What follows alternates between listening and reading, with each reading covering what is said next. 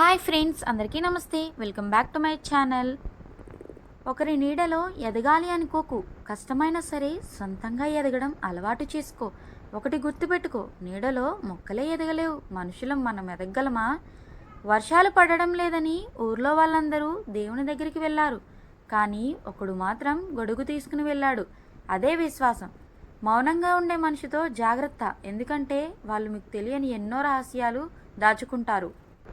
మినుగురు పురుగు తనలో ఉన్న కాస్తంత వెలుగును కూడా ఇతరులకు పంచాలని చూస్తుంది.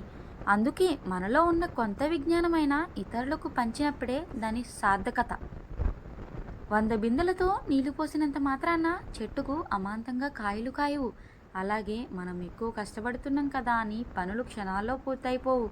దేనికైనా సమయం రావాలి, సహనం కావాలి. బయలుదేరు. నిన్ను కదలనివ్వకుండా చేసిన ఆ మానసిక బాధల సంఖ్యలు తెంచుకో. పడ్డ చోట నుండే పరుగు మొదలుపెట్టు. పర్వతం ఎత్తు చూసి ఎక్కితే శాశ్వతంగా కిందనే ఉండిపోతాం. అది సాహసించి ఒక్క అడుగు ముందుకు వేస్తే శిఖరాగ్రం మీదకి చేరుతాం. Thanks for watching. Please subscribe to my channel. Don't forget like, share, comment.